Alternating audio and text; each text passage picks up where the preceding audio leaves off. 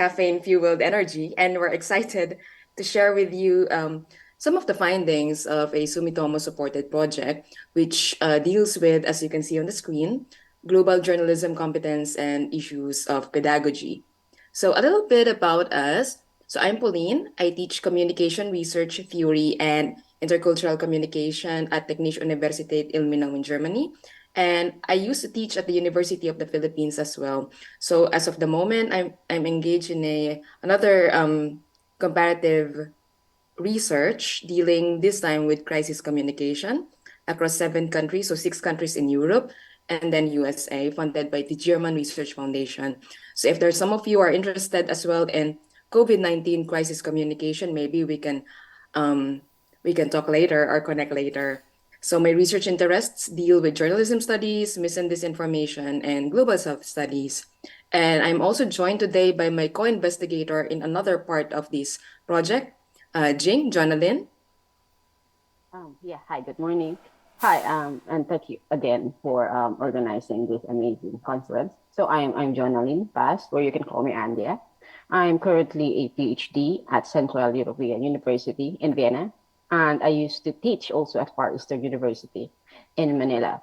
I'm currently working on a project on climate catastrophe and slow violence in the Philippines, which is also included in my research interest. So if by any chance you're interested in climate change and climate justice, specifically from a post-colonial or decolonial lens, we can also connect, and I'd be happy to connect with you. Okay. So, Yeah. So Jing is yeah, your so yeah, thank you. Yeah, so I'll just be presenting to you a quick structure of our presentation. First, we would go over the relevance of our study, and the definition of terms, that the concept that we look at when we conducted this project, as well as the existing state of research. My colleague here will be presenting to you those are part of the research, and I'll be presenting to you some of the findings and the conclusions. okay. So first, let's talk about what is competence and competency. What exactly do we mean when we say competence or competency? So for many people, competency is interchangeable with the term skill or ability, but actually, competency is broader than skill or ability. Competencies include knowledge, skills, abilities, or personal characteristics or attitudes. And a cluster of these building blocks constitute successful practice. So this competency-based approach is quite common in human resources development research and educational evaluation. So we see journalism competence as sort of a model consisting of different competencies, so knowledge, skills, attitudes, personal characteristics. And you can see, I mean, in a normative perspective, we can say that the more competencies a journalist have, then the more competent he or she can be considered. Okay, and that's why we can visualize journalism competence as a sort of a framework. So first, we need to discuss why is it important to talk about journalism competence or journalism education. As we all know, there have been disruptions across different spheres in the world of journalists that affected the world of journalism. So for instance, okay, we have the technological upheavals. So we are all familiar now with how the internet drastically changed the way we do journalism. And now we have the rise of AI in newsrooms, and we all see now the rise of what we call socio-technical newsrooms, in which journalists work with AI to produce and disseminate news. And then we also have the economic upheavals. So we have now the precarious media economy, as well as the loss of jobs in the journalism industry. And then across many countries, we have these declining trust levels in news, as well as populist campaigns that vilify journalism. And now we see so many people shutting off journalism from their lives, professional journalism from their lives, and they believe that they can have their own sources of information, and they believe that journalism is or journalists is in cahoots with the elite in manipulating the society, and that they'd rather trust their own sources of information. So all of these have massive implications for training and education, and that's why we need to talk about it. So what defines now who is a competent journalist or who is an ideal journalist? And what defines competence? So now we take a look at the literature on journalism competence. So first, overall, we see a disbalance in perspectives. So first, the literature on journalism competence, specifically the empirical studies that identified the most important competencies, are concentrated in what we call the mainstream West or North America and Europe. So it's a highly fragmented body of research. So we have most of the studies coming from scholars in these areas in what we call the mainstream West. And therefore, the notions of competence are created within Western settings. So when we say empirical studies, we are referring to these surveys with different populations, asking them what the most important competencies are, and as well as the content analysis of job postings. And we also see another disbalance. We also see the continuing dominance of the industry perspective. So at first, of course, at first glance, there's nothing wrong with asking journalists what the most important competencies are, because after all, who better to ask than the people who do the work themselves?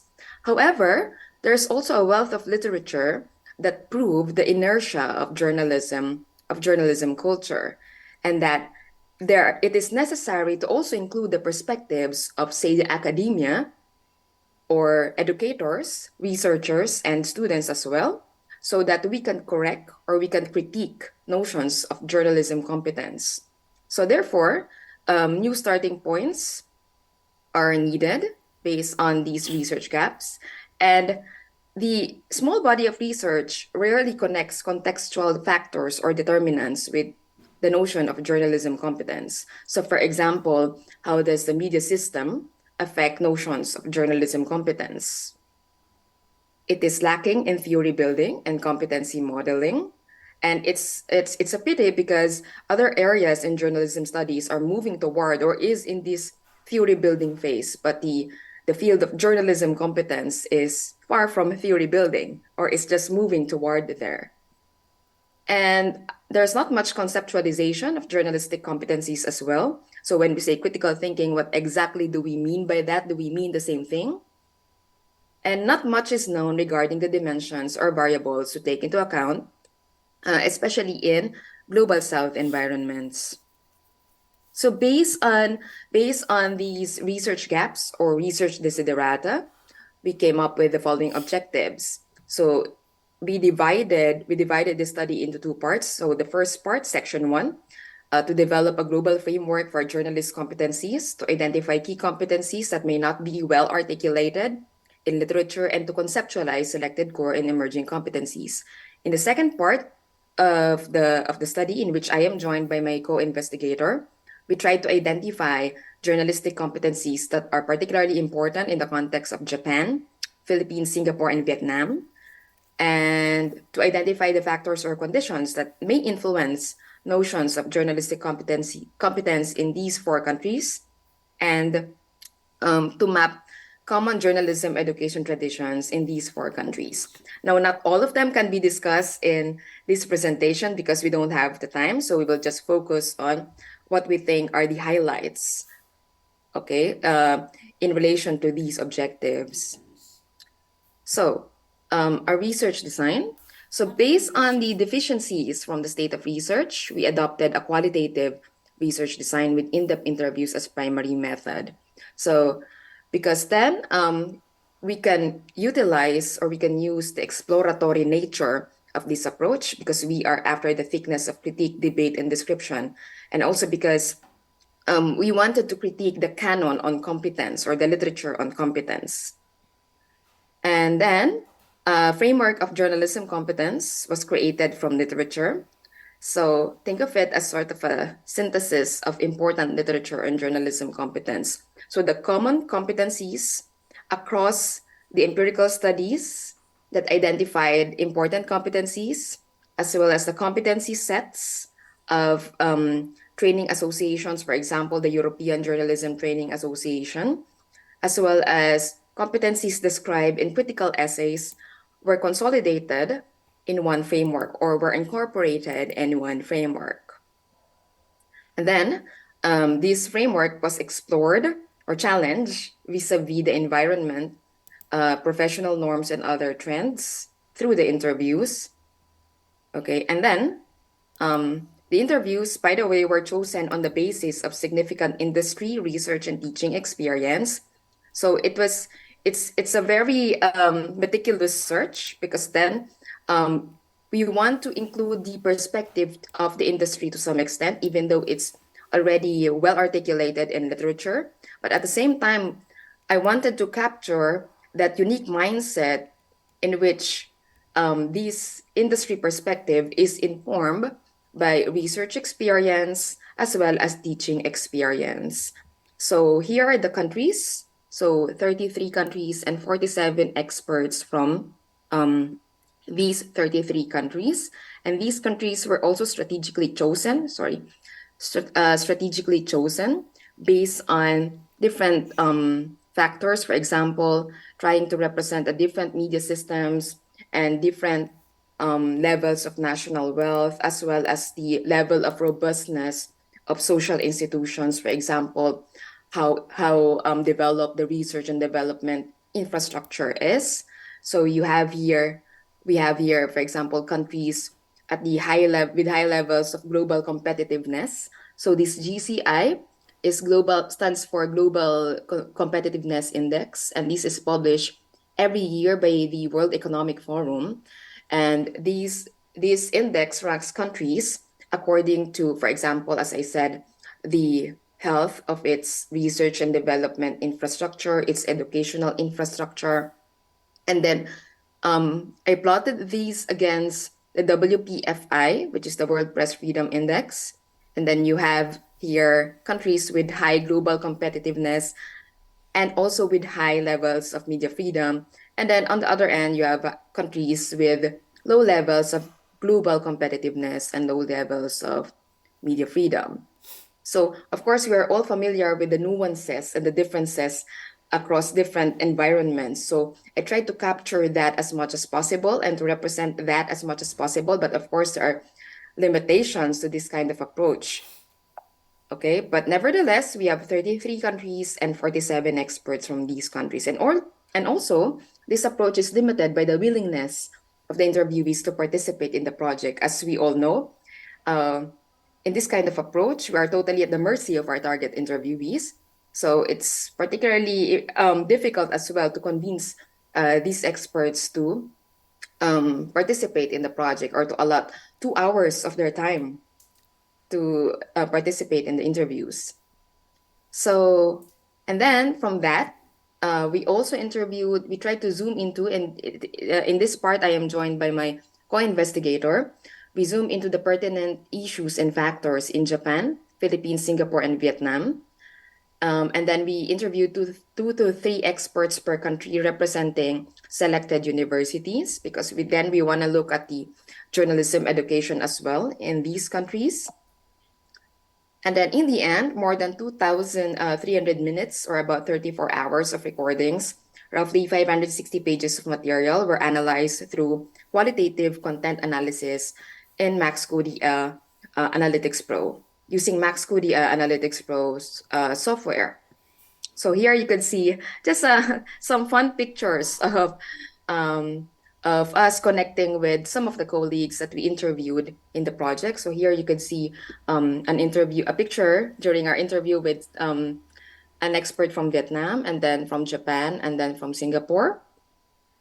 And yeah, and now we move on to the findings. Uh, Okay, so here, okay, you could see in the framework, I know this is a lot to take in, but no worries, I will walk you through it. So in this framework, you could see that there are two main domains, the cognitive behavioral base, which is inspired by literature from clinical psychology, and then the technological profile domain, which is inspired by a study by Lopez Garcia et al. So the main assumption of this framework is that the competencies here in the cognitive behavioral base should support the performance of the competencies in the technological profile, and that an ideal journalist in a normative perspective should have a strong CBB, short for cognitive behavioral base, and a strong TP. So here there are many competencies. So for example, in the CBB, you have the attitudes and personal features, for example, accuracy, curiosity, and so on. And then you have the strong knowledge foundations. And here it is important, for instance, that the journalist has strong knowledge on, say, the political context and the political system that will guide them in performing other competencies. So for example, here, also in the CBB, you have the dexterity in manipulating the form. So the choice of words, how you would structure a news article, for instance. So it's not enough that you know proper grammar. You should know also the character of your audience and the political system so that you will know what you can do and what you cannot do. And you can then perform that in the technological sphere. So when you try to communicate with audiences using digital texts, then you should be equipped with strong knowledge foundations on audience needs, demographics, and expectations. And here, another important cluster of competencies is critical reflection. So then, this is the stepping point toward transforming the practice. So a journalist should not. It is not enough for a journalist to be able to produce text. He or she should also be able to critically reflect on journalistic norms. Are we still doing this right? Is it really the news that people need today? Should we interrogate the structure of news or news as we know it? Should we change things? Should we change routines? And then you have other competencies here, which actually can be performed with or without technology. For instance, excellent judgment of newsworthiness, ability to use different types of storytelling techniques. And then here you have four clusters: data gathering and processing. So mobile backpack news gathering, fact checking of online news sources, and so on. And then here, and working with AI here as well. And then you have your digital visualization of data in the second cluster, and then cyber security, and the fourth cluster, community audience building and brand making for the journalist and organization. So as you can see, this framework is flexible. It can be used across different settings, and it is very possible that in some countries they identify or they define a competent journalist if he or she, for example, has not so strong technological profile but strong CBB, and in some countries a strong CBB is not so important compared to a strong TP. Therefore, the definition of a competent journalist varies, and this framework can be used to identify that. Okay, so now moving on to uh, the next part. Jean, you are muted. Yeah. Okay. Yeah. Thank you. Yeah. So, yeah. Hello again. So, for the next talk part, I will be presenting to you an overview of our research methodology as well as findings from the second part of this study. And thank you to Jeff for the global overview. And our research is inspired actually by our previous publication, which looks into the media landscape in Southeast Asia and Southeast Asian country. And it was published in the Pacific Journalism Review. And we have chosen our countries strategically. We wanted to capture the different socioeconomic landscape in different countries in Southeast Asia, as well as Japan. So our chosen country is Japan, Philippines, Singapore, and Vietnam. And we had conducted an interviews with professors and key educators of top journalism education in this aforesaid country. The These include, for example, the Waseda University, Sophia University, and Rikyu University in Japan, the University of the Philippines, the University of Santo Tomas and Polytechnic University in the Philippines, the Nanyang Technical University, NUS, and the Hien Polytechnical University from Singapore, as well as the Vietnam University and Academy of Journalism and Communication from Vietnam. Next slide, please. Yeah, next slide. Yeah, thanks. So from the interviews, we society found that versus the objectives of journalism education capitalism, are market influenced by economy, different factors and is dependent always in a sort of a tug of war policies, and between their goals competence. and interests. For instance, in designing a curricula, many educators found themselves struggling in choosing courses to put within a limited number of study units. They ask certain questions, such as whether they should put more courses on developing critical reflections, for instance, and academic competence, which are important in critiquing journalism practice and helping it improve to better fulfill its normative mission, or if they should insert more courses with greater student demand. They are also sort of negotiating between developing the critical inquiry and competencies of journalism students, or if they should put emphasis on developing practical skills. And we also found that the source of funding is important in is an important influencing factor, such as institutions with fundings from the industries tend to cater to their demands. The experts from these countries that we have interviewed all think that a grasp of academic theory and academic research tool is indispensable, but this should not be taught in an astral manner, as one of the interviewers said. This means that the courses in theory and the research tool should be as close as possible to practice and should use real world examples from the practice and should help the journalism practice evaluate itself. Okay. So now, just very quickly, we try to we try to describe. I will try to describe the different education traditions from in the four countries. So here in Japan, we see a unique setup, I would say. So based on the interviews and also from literature, we see that university education is mostly focused on academic theory and critical inquiry, albeit there are practical skills units, of course, but the in-house company training is the main gateway to the profession. And in the interviews, the some of the competencies that were emphasized were, well, from the framework were upskilling due to automation, comprehensive knowledge on political contexts and cultures, maintaining autonomy or independence in a context in which there is a lot of instrumentalization of journalists because of commercial interests, good grasp of academic theory and academic research tools, and audience orientedness or knowing the audience. In the Philippines, the journalism education tradition is mostly industry centered, meaning the goal is still to cater to the demands of the industry or the notions of competence of the industry. And the most important competencies are audience orientedness, comprehensive knowledge on political contexts, and critical reflexivity on norms and routines, or trying to interrogate or critique journalism norms or how journalists do things. And then in Singapore, journalism education is often a strand or specialization within a broader communication school.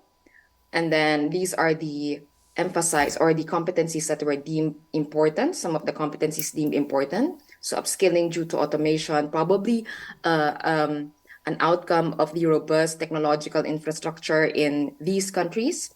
And then comprehensive knowledge on political contexts and structures, maintaining autonomy or independence, good grasp. So almost the same with Japan.